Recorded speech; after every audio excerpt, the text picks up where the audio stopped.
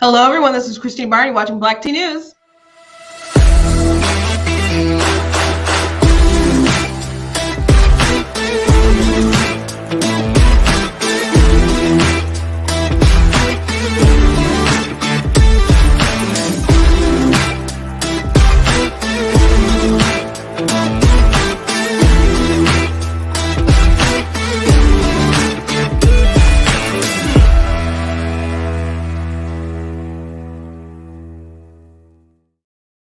Hello. Welcome to Black Tea News. I'm your host, Christina Barr, and I am amped up.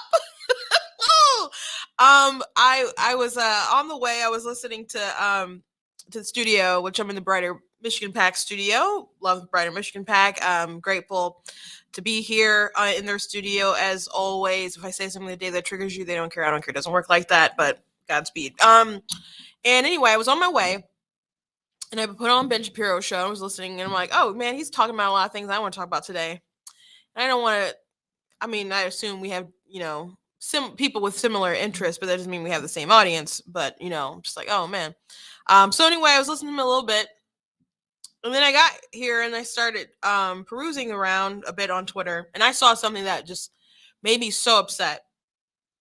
Made me so,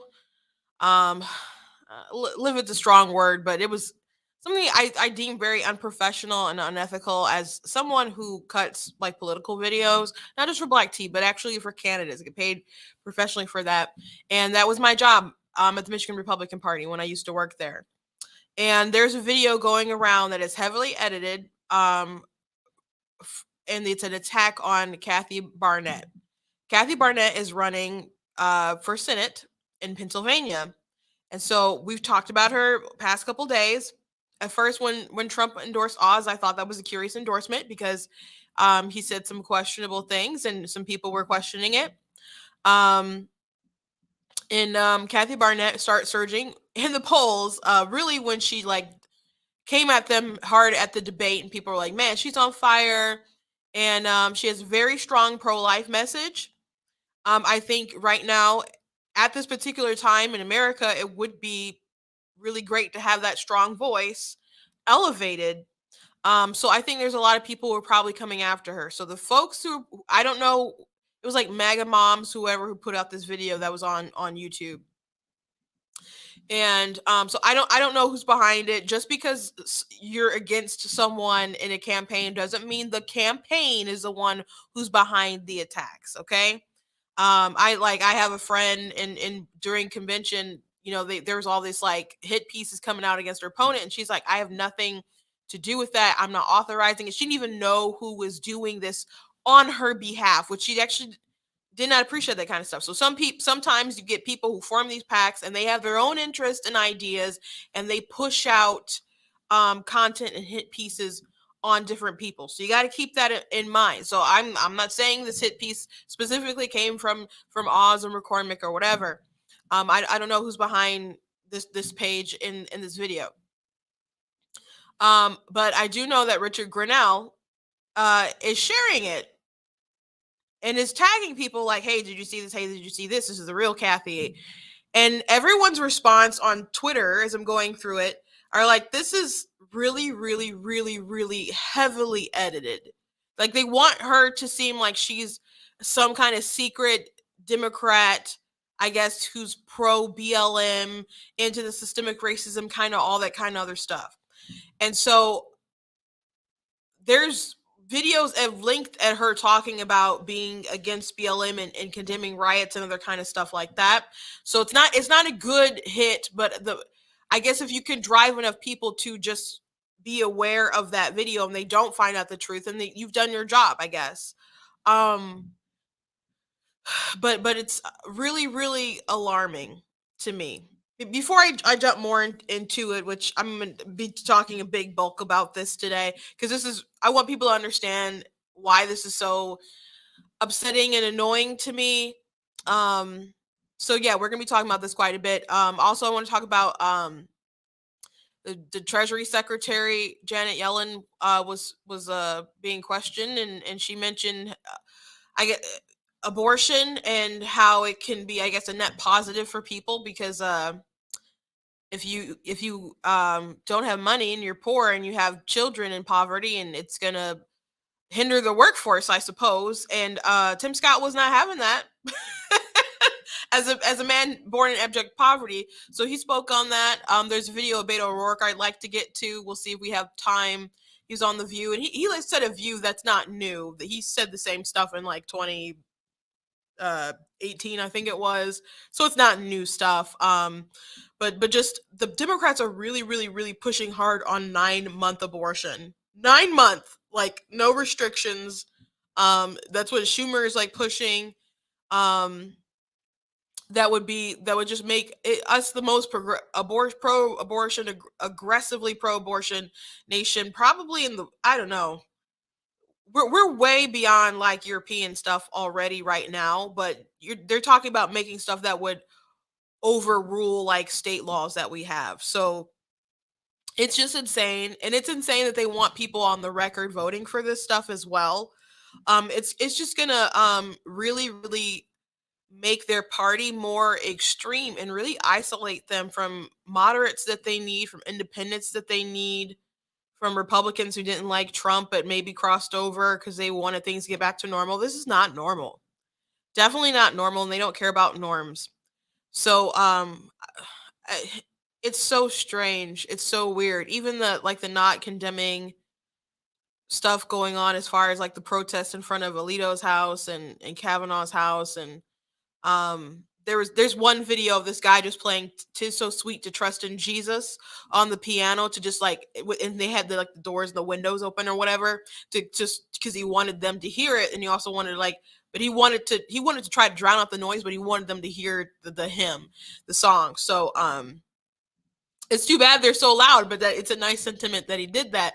But they're disrupting the neighbors and stuff, and so Jen Psaki was asked about that, and so their view is people are still protesting peacefully, so they're allowed to do it. It is illegal. It is illegal. So there's that.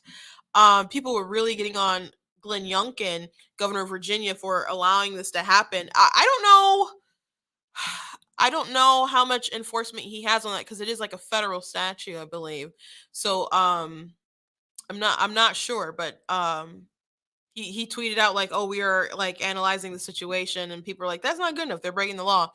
Um, but if this was like Sonia,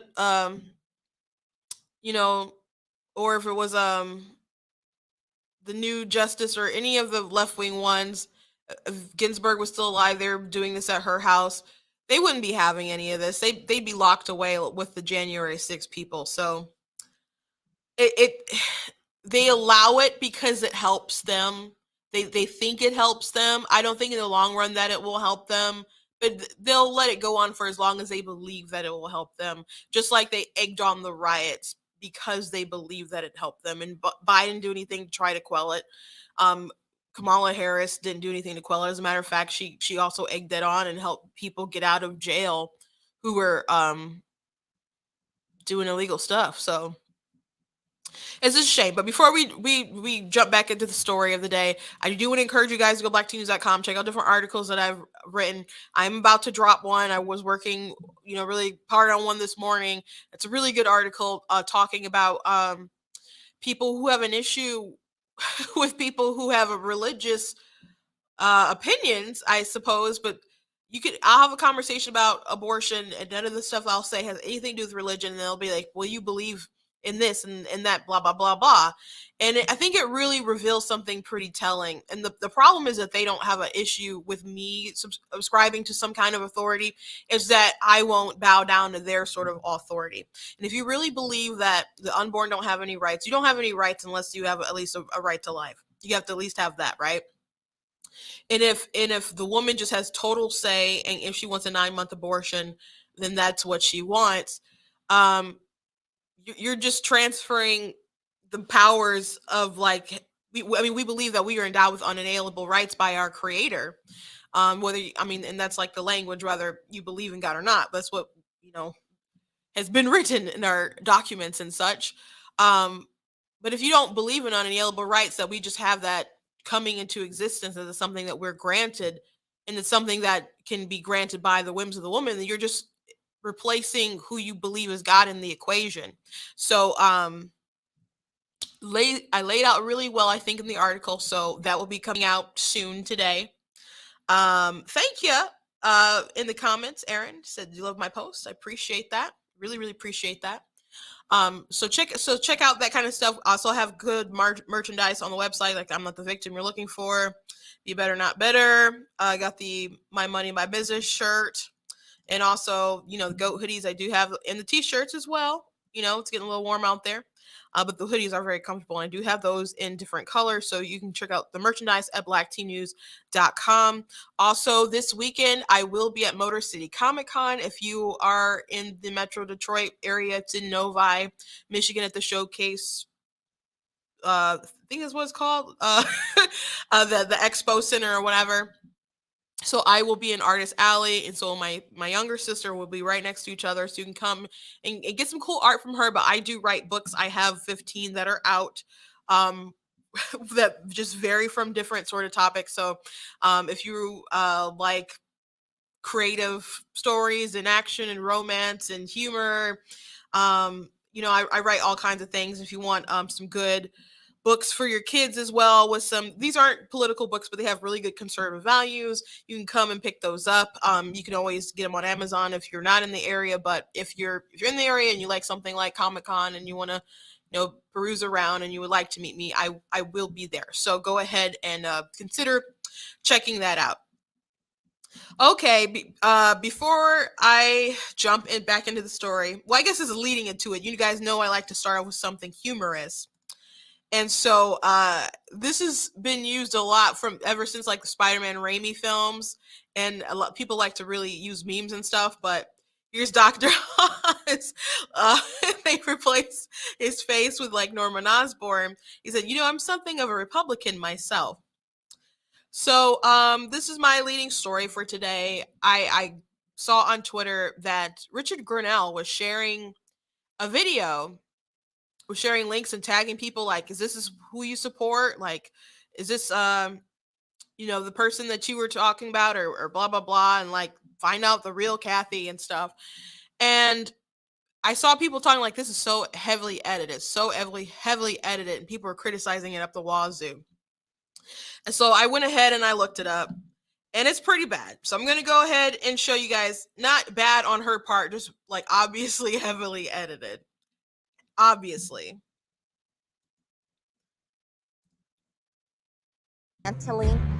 Privilege and classism in America today. The reason for so much unrest in the Black community is because of white racism. Black Americans feel disenfranchised. Systemic racism, specifically among police officers. I recognize that there are inequalities still throughout our country. I have the blood of slaves coursing through my veins. White racism.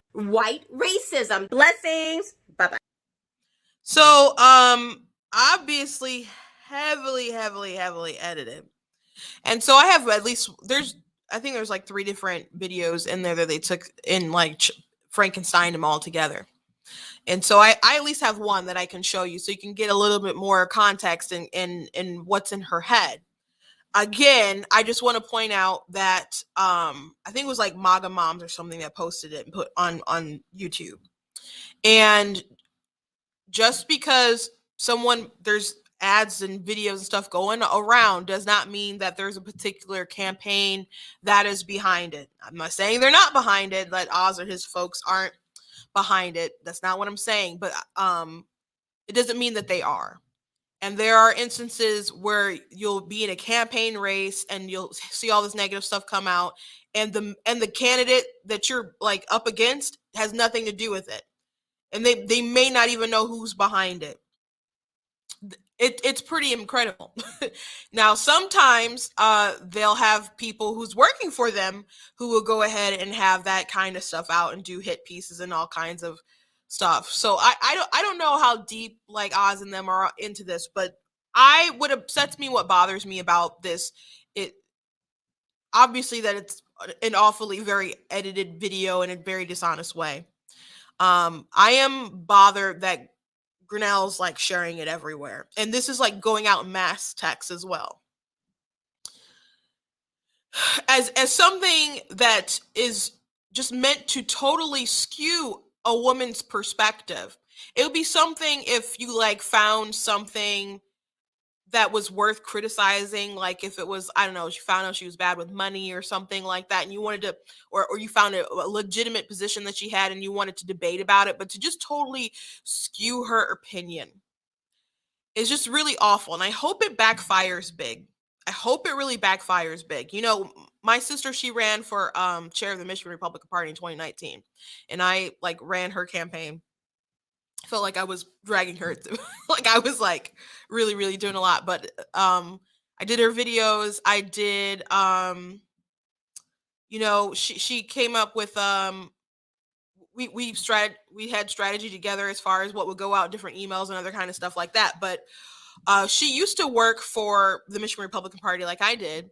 And so at first she started out in the office, and then she was like someone who do field work, and then she was, I forget what the name is, but she was over all of Wayne County, and she was over like 3 different offices, and then she went on to the RNC. And so one year when she put on an application, she signed up to run for a position, because sometimes the Republican Party will recruit people just to run in positions that in races where they don't really expect people to win, but they want Republicans on the ballot. One, just in case you might win, someone might drop out. You know, there might just be a surge of like hate on one side, like we're sick of Democrats, we're going to vote R for some reason. Like that stuff can happen. And Republicans get upset when they go to the ballot, even if they're in a heavy dim area and they don't see another Republican on the ballot. They want to be able to check red, right? So and also you don't want someone crazy running that position who might be like a white supremacist or something, and the media is like, oh, white supremacists have is running on the ballot in Detroit or something. So she put her name on the ballot, and so there was once you're like running, people send you all kinds of surveys and stuff to fill out so people can know to endorse you and stuff. So she didn't fill out all the extra stuff. She put her name on the ballot to help the party, her employers and stuff, right? She didn't expect to win. So because she didn't fill out a survey, someone put out a hit piece alleging that my sister wasn't pro-life. Alleging that she wasn't pro-life.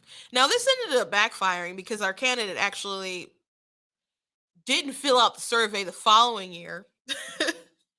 And people didn't really appreciate accusing someone of thinking it was okay to kill babies. People really resented that fact. So that kind of stuff can backfire. So I think it's, you know, when you're having a Republican primary, you have to remember that someone has to go on to win, and you don't want too much animosity, and you don't want to scar up somebody too much from like the final race, you know, in the general. But you also want to be honest. You also want to be honest, because the more slimy you are, the worse you end up looking up yourself, and people will remember. So even though we didn't end up winning that race, a lot of people at least remembered how well we conducted ourselves. So just at least have some integrity in your race when you do stuff like this. You don't have to totally lie about people's positions. And so this was a smear meant to really really paint her in a light that doesn't represent her. So one, that's gross. Two, another thing I really dislike about the video, as a professional, as someone who makes videos, who's cut videos like this, and this is what I did for the Michigan Republican Party. I was a creative director. The digital director liked to say that I made the bullets and he fired them, right? And so I had a rule within myself. No one else like told me this, but this made sense to me. So this is how I live by when I would make stuff. I never wanted to put something out that came from me that if you looked into it and you saw the context, that someone could come back and say, oh, they were lying. I never wanted that to be a thing. So there's one video that I did that got like I don't know, probably like 900,000 or something views. I don't know if it ever reached 1 million, but it was a 50 reasons why not to vote for Hillary Clinton video. And people saw it obviously all over the country and stuff. It got a lot of views. And it was like a 5-minute video going through 50 reasons why not to vote for her. And so it was important to me that if someone looked into more context, that they would know that even though I'm obviously clipping stuff, right? So no one's getting like a full minute, 2 minute, or however long an interview is to figure out where all the stuff is coming from. But if they took time to trace it back, that my point would not be null and void from this video. That if they go and they look into the more context from the points I was making, they would know, oh, this is an honest hit. My job was to make honest hits. At least that's how I felt. So this hit piece on Kathy, I find it unethical and I find it unprofessional. Now, I am aware that there are people who have cut things that were like blatantly unprofessional and they were effective and they ended up, carrying their person to the finish line. I think one that's obvious, and actually my sister knows the person who's behind this video. There was after Charlottesville, there was a video of a Republican candidate driving around in a truck as if he was hunting down Black children and going to run them over. Now, that got outrage and people were very upset, like, this is the most disgusting thing I've ever seen. But some people found that ad pretty effective.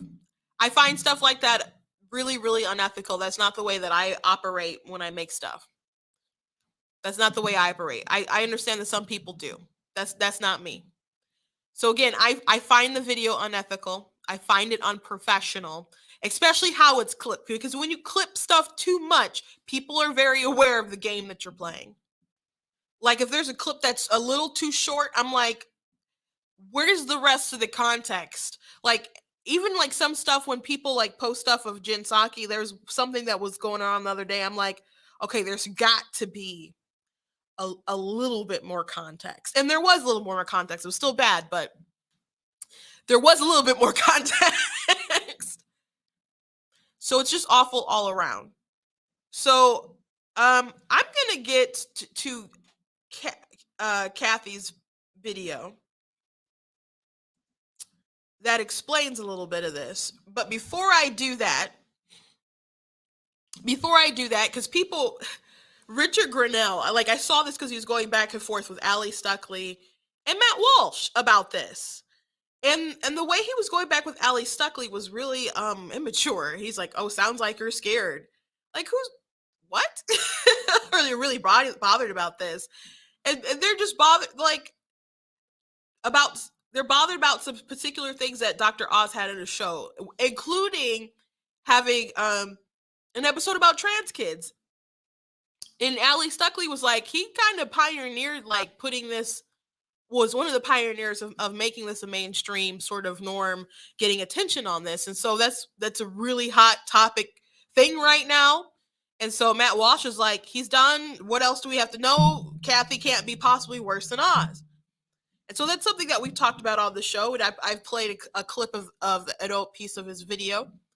And now McCormick's cutting ads from that episode. I think they yanked them down, but Jack Posebek was like, I have the receipts. He's like the receipt man. So there's some issues with Oz. There just are. There just are. And what I don't understand, I already talked about how I didn't understand the Trump endorsement when it originally happened, and I think I talked about that on Monday more at length. That I don't understand. I don't understand. And I thought they missed a really big opportunity with Kathy. But this is a thing that bothers me about Republicans in general. And I understand people are backing their horses. Oz is probably paying people a lot of money. There's friends and there's consultants, there's contracts, there's all that. People are invested, and certain people winning. But some people are financially invested in certain people winning. And now there might be some people who are just who believe that Oz is going to be able to cross over more and it'll be better in the G. I don't know if I agree with that. again, if people need, sometimes people are willing to just stay with the devil they know, and if you really want change, you got to give them a different option. So trying to pussyfoot with someone in the middle, which maybe it seems like, I think in an interview that I'm about to show you with Oz, that he's still kind of cognizant of and thinking about how he's going to portray himself in the general. But sometimes you need like a clear difference, and then someone willing to go out there and really preach the message. You have to find a way to tailor your message to the people across the aisle without dimming who you are. That's what's important. So too many people want to hide the values instead of, no, don't we push them because we think they make sense because they work? So someone should go out there and make the case. That's what's important for us to do. So I think I really like Kathy. Her story is pretty incredible. She has a fire. She's very passionate.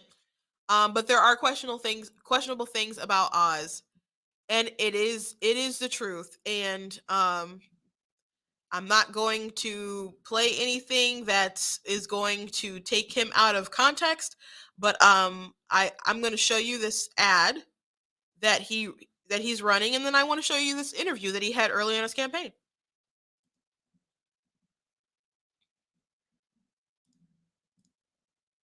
Very strong perspective as a pro-life candidate. But I'm a heart surgeon, and a heart surgeon operates on children. I met a child who at 5 days of age had surgery at my hospital. That heart was about the size of my pinky nail. Could you imagine harming that? Imagine 9 months earlier terminating, killing that life, because that's what it is. And once you've seen that, you're not going to go back. I'm pro-life. Life starts at conception, and that's how I feel.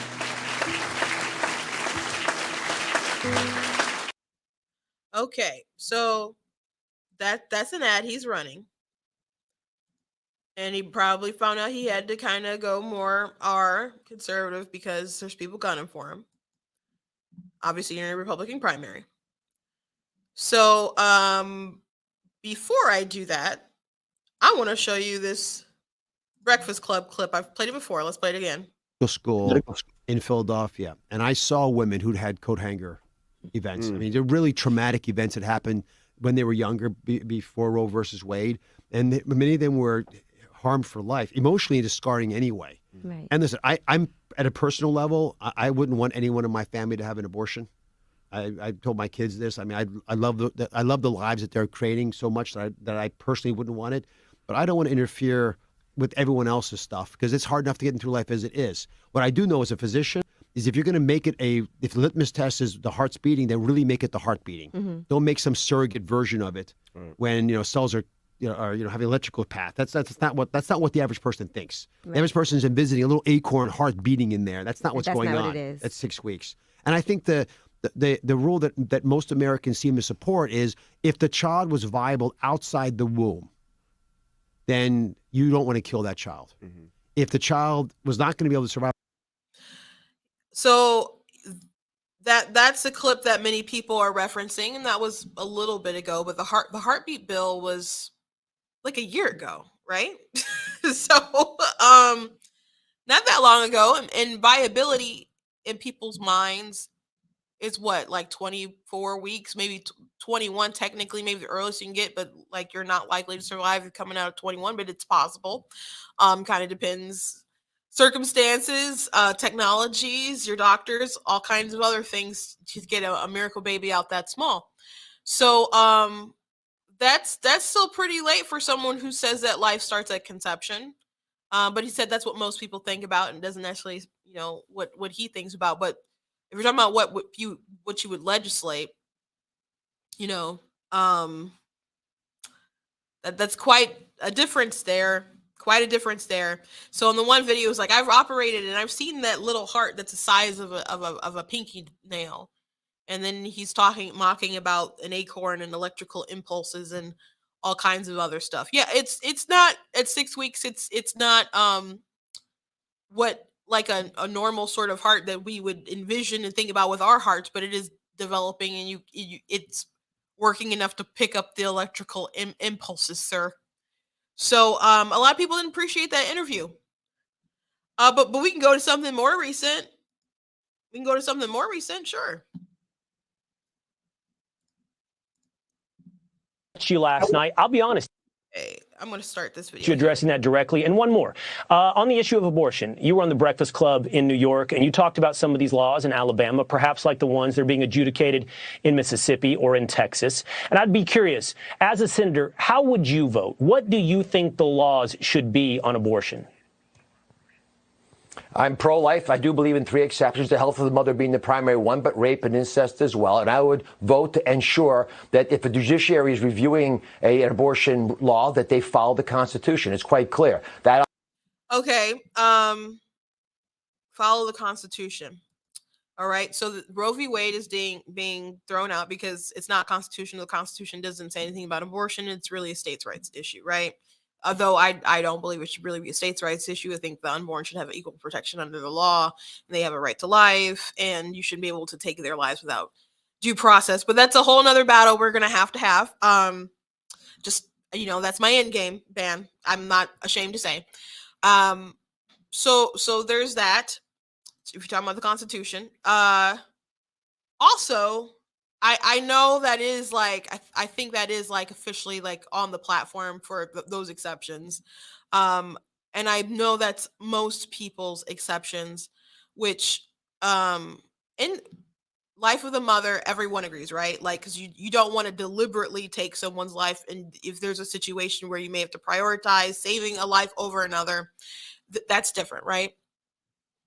But most medical doctors like say that you're not really going to run into a situation where you maybe really, really have to take the baby's life in order for the mother to live. If you're in some kind of really dire emergency, especially like late in the term, inducing makes more sense. Anyway, people agree life of the mother. We're just going to concede that. Incest, if it's an incestual relationship that was won from rape, why not just say rape? And sometimes incest is gross, in my opinion. That it doesn't necessarily mean that it wasn't consensual, so you could just like put it in the rape category, I suppose. However, this is my problem with the exception, and I know a lot of people don't want to talk about this, and it can get tricky for a lot of people because it is a tough conversation.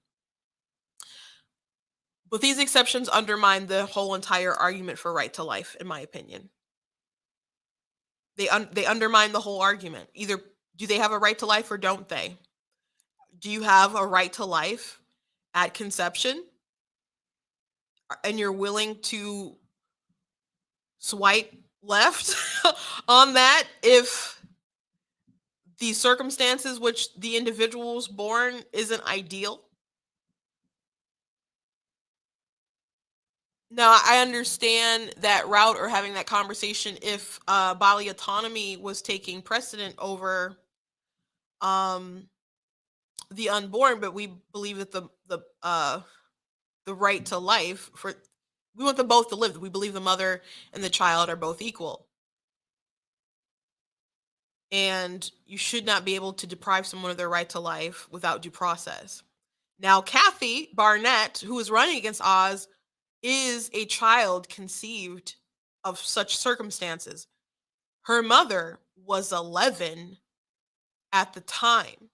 She had her when she was 12. Now, and just context, less than 1% of abortions are because of rape. Less than 1%. So even if we did grant the exception and we were like, we're going to limit all abortions to life of the mother and the exceptions that Oz said, you'd have way less abortions, and the left doesn't want to concede to that. So they only bring it up, I think, to make conversations really, really uncomfortable. In my opinion, it does undermine the right to life. If your stance is it's a life, therefore you should not kill it. If your stance is just solely on the mother made a choice and she made a decision and it's in her, like I understand the exception there. But if the crux of your argument is that it is a life, then it should be protected. It's the most horrible, one of the most horrible things that could ever happen to anyone, especially a woman. But it's also, abortion doesn't bring healing to people either. Abortion comes with a lot of regret for women. Just to watch videos and hear comments and have conversations with women who were told that it's a lump of cells and all the other kind of stuff that they tell you at clinics, and to hear them going through regret 5, 10, 20, 30 years later is heartbreaking. So furthering the abuse of someone and passing it on to your child, it's not going to undo what's been done. Abortion doesn't bring healing. And it hasn't. It hasn't. We are not better off because Roe v. Wade's been a thing for 50 years. So, and how can you say a life like Kathy's isn't valuable? So, I didn't mean to go on the tangent, but in my opinion, I know that's an exception that a lot of people have, and one that people really have to work through. But if you believe in the right to life, that if it's a life, it should be protected and have equal protection under the law. In my opinion, and maybe you guys can debate me and you can tell me if I'm wrong, if you think I'm wrong, and I know it's a tough topic. But to me, that really does undermine the right to life. Alabama case is in point, did not include. But Dr. Oz, exceptions. that's currently being debated at the Supreme Court. So setting aside the exceptions, which I appreciate, what is your position as both a doctor and a senatorial candidate on when life begins? When should we draw the line when abortion is legal? As a doctor, I appreciate the sanctity of life. And for that reason, I'm strongly pro-life. With the 3 exceptions I've mentioned, that's how I would vote. And when does that life begin? You know, again, if I'm pro-life, then it's a decision that comes back to the sanctity of when you think life does begin. And I believe it begins when you're in the mother's womb. When you're in the mother's womb, but that carries you all the way up to 9 months of pregnancy. No, of course not. Life's already started when you're in your mother's womb. But it's a rat hole to get trapped in the different ways of talking about it. We need, as a nation, to make sure the Constitution is appropriately followed, and people like me, and you may be in the same camp, who are pro-life, have our feelings respected. And this is something that should not be taken away from us by judiciary legislating from the bench. Yeah, but that's also something that's going to have to be legislated, and that answer is going to have to be given specifically. Listen, I appreciate the opportunity to talk.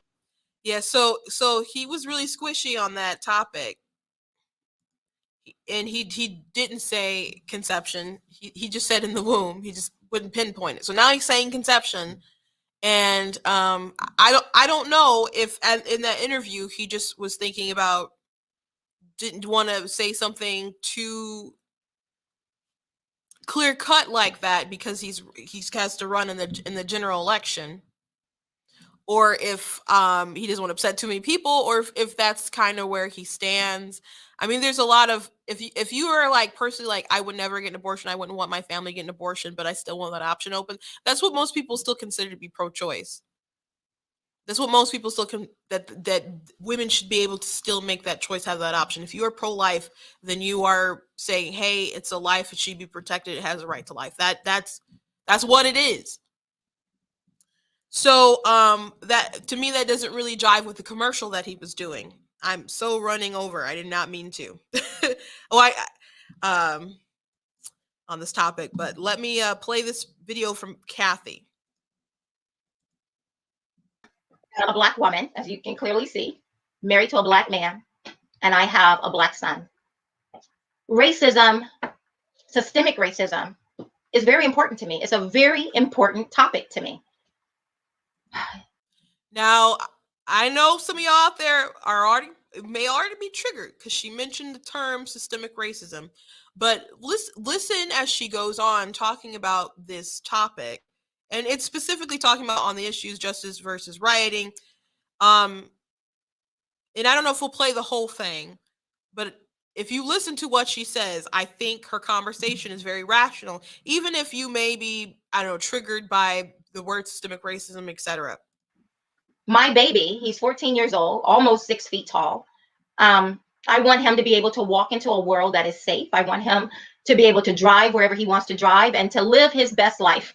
If he makes a mistake, it is my prayer that people will give him grace, that he will meet. If he makes a mistake where he runs into the justice system, I pray that people will do the right thing. So for me, it's very important, like I'm sure it is to you, whether you're white, black, or whatever, right? That this desire transcends color. So right there, regardless of how you feel about what she said, starting off with the systemic thing, she's like, if he runs into the law, I want someone to have grace. If he makes a mistake, I want someone to have grace. I want people to do the right thing. Regardless of how you feel about people having implicit bias and all that kind of stuff. Isn't that, like she said, doesn't that these things transcend race? Don't these things transcend race? Like, these are still reasonable things. And now I've had the position, I don't like the systemic racism kind of stuff and where it's coming from and the conversations of people. But the word is very much a catch-all. I did a video talking about how the word is designed and the definition of it. It's practically impossible to not have systemic racism, but a lot of stuff that people say is systemic racism isn't really systemic racism. Okay. But an obvious example of systemic racism would be Planned Parenthood. Because you need this like racist origin, which you have eugenics, right? And they didn't like the poor, they didn't like people who were feeble-minded in their opinion. They didn't like minorities, and they were trying to limit the population of that. And so where does Planned Parenthood like have their clinics? In poor communities. Who do they target? They had black I didn't see any this year, but one year at Mother's Day they had ads for Planned Parenthood, and who are the people in the ads? Black people, Hispanic people, right? So they do target these communities, and you have a disproportionate effect today of black people having abortions. Biden is like, we need abortion, particularly for women of color. I released a video today of an NBC. No, she's not NBC. I forget where she's at, but she's a black reporter who's talking about people of color need abortion. And I'm like, how is this not the most Uncle Tom thing that's ever been said? Like, this is a betrayal of utter proportion. And black women are 3.6 times more likely to have an abortion than a white woman. And 10% of all white pregnancies, I think, ended in abortion, and 28% of black pregnancies ended in abortion. So there is a difference. And I hate abortion for like all races, all ethnicities, all genders, all I mean, I guess you don't want sex selective abortions. Only one gender can have a baby. Just the women. I don't want anyone to have them. I don't want the rich, poor, whoever. I don't want anyone to have them. But there is a disproportionate effect. So at least in the definition of systemic racism, there is a it fits Planned Parenthood. It's just the nature of how the term is. Okay. So let's go back to the video. We want our families to be safe, that we want our children to be safe. This is very important to us. And so therefore, when I, like you, saw what happened to George Floyd, I was hurt. I physically felt the pain. I heard in one of the videos where he called out, "Mama, please." And again, this is when this all like first happened, most people felt this way. It's even still watching the video, it's kind of sickening. Even if you feel a little different about the case and how things played out, whether you feel it was fair or justice or whatever, keep in mind that with the context that this is pretty early, and everyone was pretty much saying like, oh, they felt awful. And I think Candace Owens she still felt awful, but she was the first one who was like, I don't support George Floyd. And it was like, whoa, and that caused a big stir too. But so just keep in mind, this is early when all this has happened. Still, she's not gonna say anything crazy. Man, and I have a black son. Racism, systemic racism, is very important to me. It's a very important topic to me. My baby, he's 14 years old, almost 6 feet tall. wanted to make sure that these police officers that George Floyd received justice, and that these 4 police officers did not get a tap on the wrist, right? I wanted that just like everyone else in this nation. And I can say for a strong certainty that I would have been out there right along beside each and every one of you who were protesting in Minneapolis. I would have been right there, lock arm and ready to have my voice heard, to make sure that those who are in power recognize that we are watching them, and what our expectations are. I would have been right there. Well, let me tell you something. Rioting has nothing to do with honoring George Floyd's death or memory. Looting has nothing to do with honoring the memory of George Floyd. Creating chaos, assaulting people, destruction, vandalism, setting police cars on fire, running over a police department has absolutely nothing to do with honoring George Floyd's memory. Absolutely nothing. Absolutely nothing. Now, I am hearing, first I heard from I believe the mayor of Minneapolis, and in some parts of his speech, he sounded like he was trying to be reasonable, trying to be understanding, but then he said something that I've heard a number of people say, and I've been on Twitter looking at social media, and I hear a number of other people saying that the reason why people are rioting, looting, vandalizing, assaulting, burning up private property, destroying livelihoods and businesses is because they have so much pent up anger and frustration. I've heard people say the reason why people are creating such chaos and mayhem is because they feel they have no better way to communicate, that this is their way of communicating. I find that to be insulting. I do. I find it to be insulting because let me tell you something. Black people are not stupid. We have the ability to string together coherent sentences and to stand and speak clearly. We have the ability to strategize. We have the ability to sit across the table from any other person and to make our case known, to make our position known. We're not stupid. We're not animals. Nothing that is happening today with the rioting and the looting and the vandalizing and the assaulting of people, burning down businesses. I saw a Black man standing outside of his vandalized business crying in Minneapolis. He was crying. He said, "This is my business.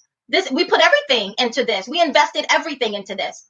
So it was Black people, white people, and others vandalizing Black businesses, which makes absolutely no sense. The library in the inner city of Minneapolis was overrun and destroyed.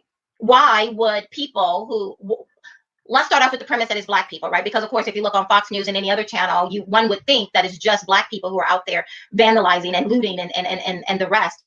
Why would where does it make sense that in neighborhoods that are already statistically, your children are struggling from lack of access of proper education, proper resources, would you go in and loot and destroy your library, your own stores where you have to wake up, live, look at, walk and breathe and raise your children up in? What sense does that make? It makes absolutely no sense. But one of the things I saw yesterday in downtown Philadelphia, right before the rioting took place and the looting took place, was a lot of what appeared to be well-to-do, middle-class, white liberal children, young people. I saw a lot of white young people masked up. I saw a couple of them with sticks in their hand, someone with a brick in their hand, and marching, and they weren't Black. I believe that this protest, that it honestly started as a protest, and for very good reasons, because what happened to George Floyd is indefensible. But then it quickly got co-opted, as Black issues generally do. Black issues generally get co-opted. White liberals generally try to exploit the pain and the history of Black Americans, Black people in America, slavery. They try to exploit slavery, Jim Crow law, the history of racism. I have heard white people, white liberals use the word racism and racist more than I have ever heard Black people use that word. So she's making sense, fam. There's a little bit more of that video, but so when she's talking about white liberals, which there was like 2 other, I don't know the source of the other 2, but I'm assuming in the same vein. This is her talking. Which, by the way, I don't think there's videos of Oz condemning a lot of this kind of stuff. I think there was like a tweet that I saw of him like talking about systemic, oppression and racism and all that kind of stuff, right? So she went out there and was like, the riots are bad, and she also mentioned how you can have something that's like a racial issue or Black, issue, and people feel very strongly about it, and we get co-opted by white liberals, and they'll use it to push their agendas. And it's true. It's true. And it's so old. It's just cultural Marxism. I talk about this book all the time. Color Communism and common sense. It's a long time con of the left. It is. It is. Nothing she said is crazy. Nothing she said, at least in that video, is off the wall. And that hit piece that they did where they chopped up all these little pieces of her to make an absurd sort of video is insane. And again, I'm gonna move on, but before I go, I just want to reiterate, I think it was a big, I love Trump to pieces. I do. And I don't know all the conversations that they had behind the scenes or whatever that made them say, hey, we're gonna go with Oz. To me, it just makes sense that maybe, like, he's a rich guy, has a lot of name ID, and they wanted him to have that sort of crossover. Maybe they didn't think that that with the Trump endorsement that people will come so hard. And of course, he has had McCormick, who's a very rich person, and they're going head to head. But here comes Kathy, who's like the sort of perfect candidate that you would support in this situation. And I talked about some people are like actually financially invested in where they are right now. But if we could allow just common sense to just sweep over us for a moment, this is a candidate who is like America first, who's willing to do the work on the ground for that sort of crossover. And you know what? You might have a good candidate, but some of them aren't willing to do the work. Some of them are not willing to do the work. That's a problem. This is a woman who has a powerful pro-life message, who has been a pro-life advocate, who is the poster child for the left when they're like, this is the person that you need abortion for, that's taken the most of her life and run with it. This is someone who has their own family now. And someone who has had dire circumstances. She said she clawed up her way from poverty and believes this is a great country, and also served in the military. So there's all these little check marks that are being ticked off, especially in this time when Roe v. Wade's about to go down. And there's about to be a lot of conversations about the pro-life issue. As a matter of fact, I did a video yesterday on TikTok, because I replied to this one guy. He has like over 300,000 followers. His video was silly. So I rebutted it. And then he replied again. And then he was like, you just want these 12-year-olds to have children and you want to torture them. But there's another baby in the world. And some of these people who talk a lot of crap, they don't come off as particularly compassionate. But I was like, what, girls like Kathy? And I mentioned her story, and her mother said it wasn't a choice, it was a life. It was a life. So I haven't heard back from him. But you can't just invalidate people off of crimes that they didn't commit. She has such a powerful story. In a just world, when something awful like that happens, and I'm pro death penalty, I think, by the way. People do these awful things. Some of them need to go. There's disagreement about that. I do think it's consistent, right? You can have your rights taken away after due process. But in a just world, this person would be caught who commits this heinous act. They'd be tried, and they'd be sentenced, right? In a just world. But they have due process. So why in our world do we give more rights and dignity to these animals who do these heinous things than we would to a little baby in the womb? I think that's the big question.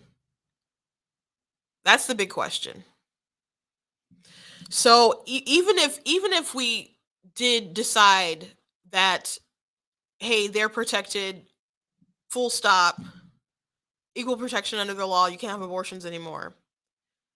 I'm not saying that it would be entirely impossible that you couldn't have one if you can make your case in a due process sort of way, but you can't take away someone's rights without any sort of due process. And I don't think you have much. That'd be a really high bar, in my opinion, to prove that you'd have a justifiable reason to take someone else's life. So maybe, again, they would never happen, but people don't have good answers to that now. Yet we just allow it to happen at the whims of women. And someone got really mad because I said whims, and I'm like, I've heard awful stories with women in the most terrible circumstances where they explain why they've had abortions to the point where it sounds understandable, and it's something you have really compassionate for her and the situation, which I'd rather try to help women in those situations than say the solution is abortion. But for those women, you still have women who, well, I got an abortion because my ex found out I cheated on him and he's leaving me, so I'm going to kill the baby. And I've heard that several times. So those women are equal in their decision on whether they get an abortion or not. They're equal, like their decision. Like if you justify it's just a woman, it's her choice, and as Beto would say, just the woman. That's the same thing. You're trusting both of those women and all other reasons in between. Just a little FYI. Okay. I'll have to maybe save the Beto thing for tomorrow. I do want to draw attention to this Tim Scott video before I go, and as well as this. Let me play the Saki thing really quickly. So I know that there's an outrage right now, I guess, about protests that have been peaceful to date, and we certainly continue to encourage that outside of judges' homes, and that's the president's position. So people are like, "Oh gosh, she just really encouraged something illegal." I'm gonna I'm gonna give her the benefit of the doubt and assume that she meant that she wants it to continue to be peaceful. Okay, she not that she wants them to continue to protest. That's like the quiet part that's not being said out loud. But I think the part that she said out loud was in relation to, we want it to continue to be peaceful. All right. With that being said, it's still illegal. With that being said, it's still illegal, and she is still encouraging illegal behavior. I just wanted to make it clear that I believe that what she wants to go on, or at least is vocally saying, is she wants it to continue to be peaceful, not that she wants them to continue to protest, which I do think that they want that to happen. I do think they want a continuous harassment of these people, not because I think they think it's going to change anyone's mind. Some people think that I guess if someone's going to be squishy about it, maybe Kavanaugh, but I hope that it's fortifying within them to do the right thing. But this is crazy. It is illegal. You're not supposed to intimidate justices and judges and all this kind of stuff as they have an opinion going forward. And we're like, it's not intimidation. Like, come on. Why'd you draw a coat hanger outside of Roberts' house in chalk? Come on. It's meant to be intimidating. It's meant to change opinions. And they're not supposed to adhere to popular opinion. They're supposed to adhere to the Constitution. So the White House is being very irresponsible, never condemned the leak. Didn't condemn, really, at least not strong enough words about people posting where these people's houses were and these people having protests. They need to tell these people to go home or be arrested. But it serves their purposes. It serves their goals. Really quickly, this Tim Scott video going around. I'm just surprised that we find ways to weave into every facet of our lives such an important and painful reality for so many people, to make it sound like it's just another 0.4% added to our labor force participation as a result of the issue of abortion. Just, to me, seems harsh. Well, I certainly don't mean to say what I think the effects are in a manner that's harsh. What we're talking about is whether or not women will have the ability to regulate their reproductive situation in ways that will enable them to plan lives that are fulfilling and satisfying for them.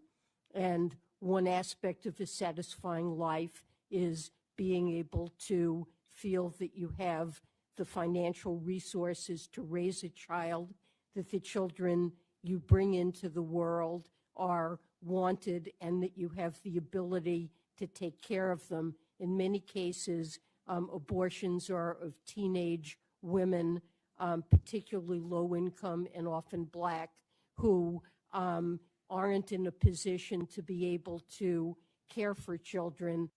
Oh, so before he comes back in and just eviscerates her, I just want to point out that 87.5% of abortions are from women aged 20 to 40. 20 to 40. Those are not teenage women. 87%. And there's women who have them older than that, and there's a small percentage who have them lower than that. I wonder if I still have that pulled up on my phone. That statistic that I saved. And that's from the CDC, if anyone's wondering. From the CDC. So, it's going to take too long to get to it. But 87.5%, 20 to 40. So, talking about all these young teenage girls, a lot of these people are women. Maybe women in college, women starting their careers, women who are partying and something. Oh, someone told me a story about their friend today on TikTok. Well, I saw a video. I was mortified. Mortified. I'll have to tell you guys about it tomorrow, or something. But I was mortified hearing the story about this woman. Basically, she was in a marriage. She got out of a marriage and she wanted to party and stuff, and she got knocked up, and she was kind of I think she was maybe sort of interested in this other guy or whatever, but she decided to go ahead and have an abortion. And so she got it taken care of. And she went on her life drinking, partying, or whatever. And she got with this guy. And then she was in some pain. And she went to the doctors, and they're like, "Oh, you're about to give birth." And she's like, "What?" And you're like, "Yeah, you're having a baby today. And you're dilating. You're like at 5 centimeters." And she's like, "That's not possible. I had an abortion." And so they're like, "Well, you are pregnant." So she went ahead and she had her baby, and nothing was wrong with the baby, thank God, because she was like a party girl, I suppose. And she told her boyfriend about it, and the boyfriend was like, "Okay, I care about you. I want to stay with you. Just don't tell the baby's daddy." Gosh. So to me, the story is just awful. But I don't remember the term, but there was twins, and they just aborted the one that was in front. Apparently, the person telling the story was like, "But God," I'm just like, I can't imagine knowing that someone aborted my twin, and it didn't come off like I understood what they were trying to do with the story. And she's like, "They moved away, and I think they're still together." I don't even know what they were doing telling that story. It was horrific to me. Horrific to me. But this was a grown woman who was going out there just wanting to party and live her life, etc., as just an unmarried woman and living by her while. So not all of this is just like irresponsible teenage stuff in high school, which there are girls who do that. And I've had my friend on the show who had one in high school. And had one because she believed it to be a blank slate, and of course it wasn't. That's just the kind of stuff that people believe. But this talking point that she gave about a lot of these women are underage girls. Huge bulk of these women are women in their 20s to 40s. It's 87.5%, according to CDC. I think that was 2019 statistics. And also 86% of these women are unmarried. So if people were more focused on trying to make good life decisions for like family building instead of living sort of in the moment and in a promiscuous sort of way, we wouldn't have 600,000 abortions every year in the US and have one of the highest rates in the world. Not the developed world, just the world. But I want to finish this out so you guys can hear Tim Scott's reply to her. Have unexpected pregnancies, and it deprives them of the ability often to continue their education, to later participate in the workforce. So there is a spillover into labor force participation, it means that children will grow up in poverty and do worse themselves. Thank you. Let me just say my time on harsh. the topic. This is the truth. I'll just simply say that as a guy raised by a black woman in abject poverty, I'm thankful to be here as a United States Senator. Boom, boom, boom. No, didn't need to be a more scathing rebuke than that, but boom. As they go around saying like we need abortion for women of color and blah blah blah, and he's like, so they won't be poor and they need options and stuff. First of all, poor people are very resourceful. Okay, we are okay. Um, so to just be like they just need to do this so they can, you know, or they're gonna not have the kind of quality of life. Life is unfair. You cannot always make plans for the most perfect situation, and adversity builds character. It teaches sometimes some valuable lessons and all kinds of other stuff. Like, just because you have this idea of suffering doesn't mean that there's not going to be any value in your life going forward. So someone like Tim Scott saying, as my mother is Black, I've lived in abject poverty, and I'm here today as a United States senator. So these people are just sick, and it is eugenics. Eugenics is the idea. It was this idea that you could breed out suffering, and they still talking about we need it for minorities, and they're still talking about we need it for poor people, and it is so gross and it is so sick. And that's all I got for you guys today. I gotta go. I started late and I'm over. I'm like I'm still over, man. Thank you guys for joining me today. Make sure you guys go to blacktnews.com. If you enjoy what I do here, please consider leaving a donation on the website at blacktnews.com/support. Please check out different merchandise. Again, I will be at Motor City Comic Con this weekend. So if you would like to see me there and pick up some books, you're more than welcome to do that. If that's too far of a drive, or you are not into comic books like that, you don't want to go to a convention and you don't think I'm enough, you can always get my stuff on Amazon. If you go to blacktnews.com and go to merchandise, there's a banner that'll take you to my book site. I got a lot of different stuff on there. God bless you guys, and I'll see you.